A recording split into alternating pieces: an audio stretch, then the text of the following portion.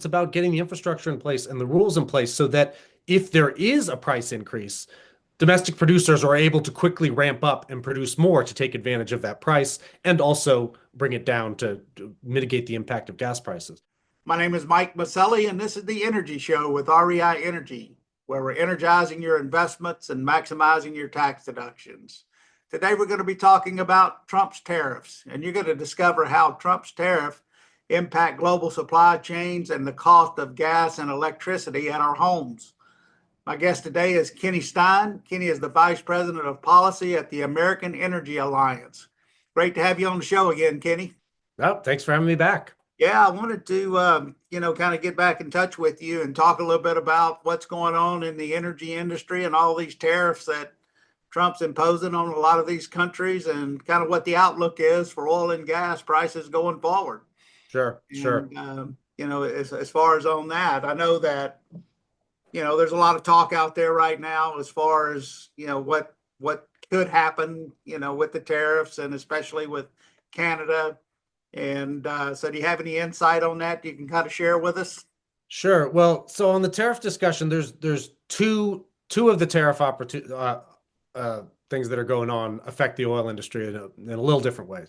So the direct one is the tariffs on Canada and Mexico, and so the United States gets a lot of our crude oil from both Canada and Mexico. In fact, a majority of the we don't import nearly as much oil as we did, 20 years ago. But of the oil that we still do import, the majority of it does come from Canada and Mexico. So those tariffs, there is a lower tariff of only supposed to be 10% on crude oil as opposed to the 25% on everything else. But that's a tariff on that oil that's coming into the United States. And now there's also this other discussion about some of the oil is compliant with the replacement NAFTA. So that is not supposed to be subject to that tariff, but it's not clear how much of the oil that's coming into the United States is compliant. So a lot of this is really unclear. Let's put it that way at this point. But that is going to have a very direct uh, upward pressure on gas prices in the United States because the United States, Canada, and Mexico are an integrated energy system. We get crude oil, especially refineries in the Midwest. There's, I think, something like 70% of the crude oil that is refined in the PAD 2, which is the Midwest of the United States. 70% of that comes from Canada. And those refineries are directly connected to Canadian refineries. They don't have alternative suppliers that they can suddenly turn to. The refineries are designed to process that heavy Canadian crude. So it's not like they can just use oil from Texas and plug it into the refinery. That's not the way the refining process works. There's also the factor that because of it's particularly for Canadian oil, because of the Albertan oil that's kind of landlocked in the center of Canada, they don't have other export outlets other than the United States. So U.S. refineries actually get Canadian oil at a discount to the world price because they don't have alternative suppliers. So that discount flows through to gas prices in the United States because the Canadian oil that's refined in the Midwest is almost all used for gasoline. That's where the gasoline in the Midwest comes from. So if you're raising the cost of that Canadian oil, it's going to raise gas prices in the United States pretty directly. Um, there's that direct cost. Those tariffs are going to have direct cost. Also, same thing on the Mexico side. The Mexican oil that comes into the United States, it's refined mostly in the Gulf Coast, Texas and Louisiana. And again, it's a heavier crude that those refineries are designed to process. So that's going to cost more. That's going to take a bite out of those refiners' revenues. And that's gonna affect gas prices for sure. It's going to be upward pressure. The other tariff element that affects the oil and gas industry is actually the steel and aluminum tariffs, because the oil industry, think about pipe going into the ground. That's a lot of steel. Their equipment is made out of steel and aluminum. So significantly increase the cost of those inputs. It's going to make oil and gas production in the United States more expensive, and that flows through into final gas prices in the United States. But it also will limit investment in drilling and production in the United States. So I was, I guess, reading something the other day about, Trump trying to uh, rebuild the Keystone pipeline now. And of course, that pipeline was part of what, three pipelines, I guess. And this pipeline was going to go through Canada and come down through North Dakota and then down to the Gulf Coast. And as you were saying, we get our oil from Canada at a significant discount because of the heaviness of it. And as far as that, so do you think that pipeline will be rebuilt? So the problem is that that is a multi-billion dollar project that TC Energy, the developing company, has already said we're, we're spending that money elsewhere already. And this is the problem with having an administration, the previous administration that was so anti-pipeline, is that these investments will be made elsewhere. It's not like the money sits around waiting for someone to come around to approve things. But as you pointed out too, though, the Keystone Pipeline, Keystone XL, that whole discussion, it was part of a system of pipelines, and actually a lot of the U.S. part of that system up to North Dakota, a lot of that was actually built, and it was just the cross-border section across to Canada that was not built. Okay. So in theory, it's possible if they got the permit, that someone might want to build that project. But the problem is that again, this project, even if they started building today, they wouldn't get it done before the end of the first Trump term, just because of permitting and financing and everything like that, planning. Um, so they run the political risk that if a Democrat takes over and then pulls their permit again, they've then invested however many hundreds of millions or potentially billions of dollars to try and get this project.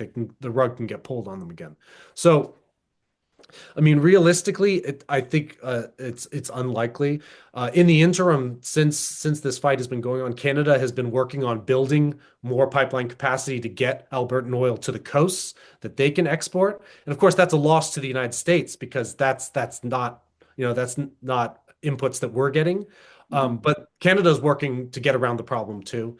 So Keystone XL it became a political rallying cry and it was a popular thing to talk about, but I feel like it's been consigned to the past at this point. Yeah. One of the things that I guess of course, what the administration's trying to do is to bring down oil prices. Obviously, in return, that's going to reduce electric prices. And, I think our cost of electricity here in the United States went up, I don't know, 20 or 30% over the last several years. I know ours here in Texas certainly has. And one of the ways that they talked about the other day, which Doug Burgum and Chris Wright, was that reducing the administrative problems, as far as with getting wells permitted, getting wells, permits protested and stuff like that. And by doing that, they were saying that that could reduce the price, somewhere between 10 to 20%, or reduce the price of electricity, because I know there's a big push and pull, especially in my side of the industry, which is the exploration side of it. I mean, these wells that we're drilling now, are very expensive wells, and they're all horizontal wells. So seeing oil prices really go down below $70 a barrel, I mean, it's you're going to start seeing some pushback and some rigs being let go as far as at that, because they just can't afford to drill and operate these wells and still make a profit. But I guess if you can reduce some of the administrative stuff, I guess that would drive down some of the cost to develop the wells. Is that correct? Right. Yeah, that's the argument. And yes, there is an inherent tension here that, everyone in the oil and gas industry understands that low oil prices are not good for production in the United States. But politically, low oil prices are popular because that means lower gas prices, because that's what affects your price at the pump. So there is some scope, certainly, for reducing administrative friction. There's permitting can be sped up. Honestly, one of the biggest things is making it easier to build pipelines, because that's a big part of having takeaway capacity makes a huge difference on where you choose to drill. And that's why people are drilling in Texas, but they're not drilling on federal lands a lot of places other than New Mexico, right there in the Permian. Drilling on federal lands in Colorado or Utah, it gets very expensive because they don't have pipeline capacity to get that oil to market. So that permitting side is actually potentially significant. But The some of the numbers they're throwing around for decreases, I think are wildly optimistic Yeah. because as you said, the if as prices fall, if prices fall precipitously, American production is going to slow down. Like so, increased American production, there's a point at which the increased U.S. production, if it leads to falling prices, that it will then force falling production in the United States. Like there will be a balance, and I really think it's not that far from where we are now. I don't think there's a huge scope for price decreases from U.S. production, absent technological innovation, which and that it continues to happen. The fracking has gotten wildly cheaper, in the last 10 or 15 years. So there's certainly some scope for that, but I feel like we're tinkering at the margins here. Yeah, no, I agree with you. I think that, in my personal opinion, I mean, $70 a barrel is not a bad price for oil. I think when oil starts pushing above, 80 to $100 a barrel, then you start getting a lot of pushback. But if they can reduce some of these regulations and where, as far as like you were saying on these pipelines, getting these pipelines built and not having to wait 10 years to see if you get it approved or not, that would definitely help more energy come to the market. Yeah. And the flexibility too. It's about getting the infrastructure in place and the rules in place so that if there is a price increase, domestic producers are able to quickly ramp up and produce more to take advantage of that price and also bring it down to mitigate the impact of gas prices. So, I mean, that's really the thing. In the past, because of the cyclical nature of oil and gas, you've ended up with prices skyrocket and then everybody tries to invest because it's now over $100 a barrel. Then the price crashes and all those projects come online with low prices. So having the infrastructure in place and having the rules in place to allow producers to respond I mean, frankly, it'll lower costs in general, but it allows it just if the market is functioning more smoothly, everybody benefits. The producers can get the full value of their price. Gas prices don't fluctuate wildly. Crude oil prices will fluctuate less. So that really, that is what we advocate to the administration should be their goal, rather than focusing on a number of the production, doubling, we want 5 million more barrels per day.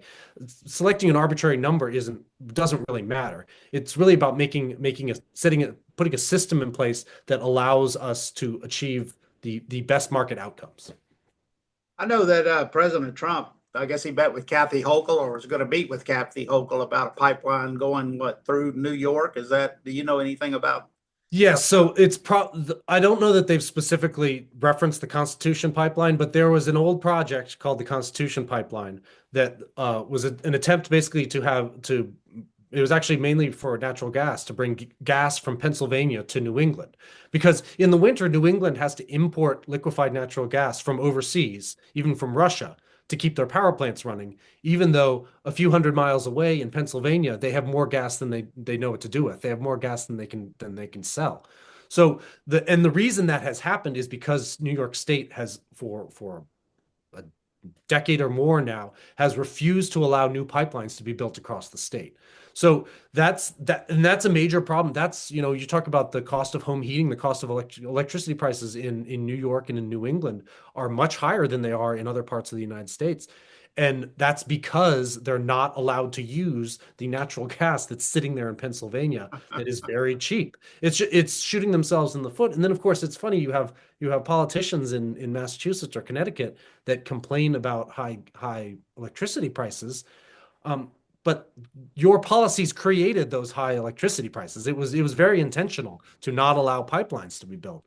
And so, like, these are the logical outcomes.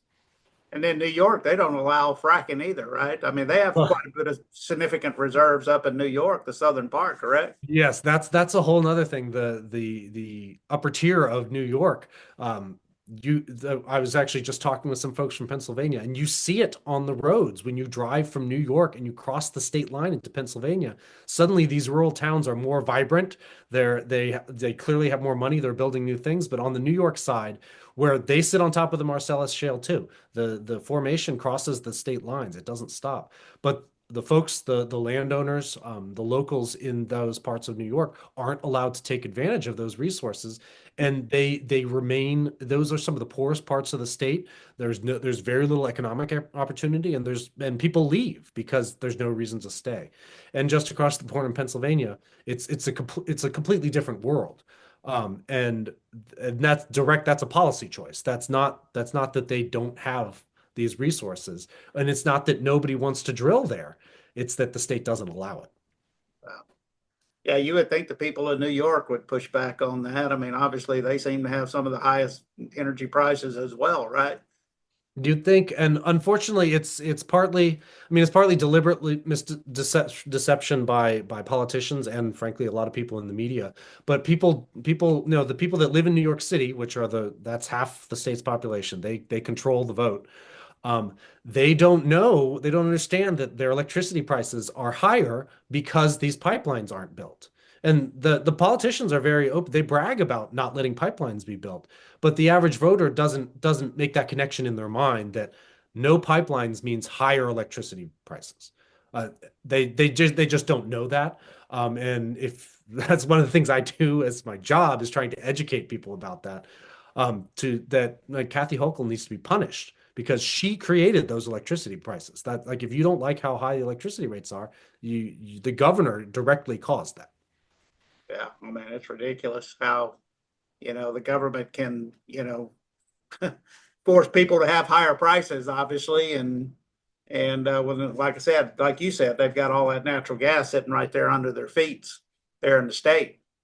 And so I know there's been a big push for LNG, right? I mean, there's a lot of a lot of people talking now about, I guess, this one LNG project that Biden, had basically delayed or killed, and so that by bringing that in, that's going to help us develop more of our natural gas here in the United States. Do you think that'll firm up prices for natural gas? Well, so it's certainly, I mean, adding any flexibility to the market certainly helps stabilize prices. Because if prices get too low in the United States, then that's an opportunity to export. If gas prices get high in the United States, some of that export got gas that was going to export might be used, redirected to the United States. So the more LNG, the better is for me is because that's how you mitigate price spikes, and it provides more predictability for producers because they know the larger the market that they have an opportunity to sell to, the more they want to invest, the more that they're willing to produce in the United States because they're not worried about ending up with a glut that they can't sell. And having to, that's what you had a few years ago in the Permian is that they were practically giving away gas Yeah. because they had no one to sell it to. So the more LNG, the better. Um, and especially because the most of the LNG projects we're talking about are along the Gulf Coast. They're in Texas and Pennsylvania. And so that's places that the natural gas that's being produced there, those prices, whether that gas goes to LNG doesn't affect the prices of gas in New England or Washington State because the gas from Texas is not being shipped up there. So there's some folks that try and fearmonger about how domestic gas prices will rise because of LNG exports. And we have 10 years, almost 10 years now of evidence that that is not the case. That we have rapidly increasing LNG export capacity, and U.S. natural gas prices have actually stayed very low. They've fallen, frankly, since LNG exports started. And that's because, again, you have all these companies that are willing to invest in producing more gas because they know that even if US demand doesn't meet what maybe the expectations they might have had at the planning stage, they can, if they've got an excess, then they can just export it through LNG and still be able to make a return on that investment. Yeah, I mean, from a producer standpoint, I mean, obviously, if you don't have a stable price for natural gas, I mean, a couple of years ago, I mean 2 or 3 years ago when we were exporting LNG, prices had gotten up to $10 or $12 an MCF, and of course for the last several years it's been a $1.20, $1.40, and Right, now it's right. back up to $4, and you really can't go out and drill for it, even though we have a tremendous amount of natural gas here in the United States, and that we could explore for, but it gets to a point of where it's not worth even drilling for it. Right. Yeah, it's all about these are long-term investment decisions. So again, that's a place that unfortunately the politics intrudes. That's what, if you have a Democrat take over from after President Trump, they might start impeding some of these LNG projects again. And this is a place where Congress really needs to take some action to make it clear that this is a national good and that we want to be able to export our energy. It's good for us. It's good. It creates American jobs. It generates, boosts GDP in the United States, frankly. Um, but it's about changing the underlying laws there because there is a lot of presidential discretion that they can mess with these projects. So do you think the coal industry is going to come back? Hard to say. Um, Coal does have an export market because the United States, we're not building coal plants, but emerging Africa, emerging Asia, they're still building coal plants. India and China are building coal plants. So there's certainly an export market for it, though obviously coal's a little harder. It's larger and harder to move to export markets. So, they'll continue to be a baseline there for coal. I don't see a huge revival though, because again, as we were just talking about, natural gas continues to remain cheap and abundant in the United States, and that's Yeah, probably it's for the pretty wild though. next several hundred years. Yeah. And that's the power plants that are going to get built are natural gas power plants, Yeah. not coal. So if you're not building new coal power plants, there's not a reason to be mining a lot of coal in the United States. You'll mine it elsewhere, closer to the power plants that are using it. I went to a talk by the governor, and I guess all of these, new AI plants and stuff that they're building requires a lot of electricity. And I guess West Texas is, they're trying to make that one of the hubs for a lot of these data centers. And as far as on that, so I think Texas is going to continue to try to implement those, which will take a lot of natural gas, obviously, to run that to generate that much electricity. Right. Well, and the other thing is these AI data centers, they want to build them in the next year or two. And in order to build them, they need a lot more electricity now.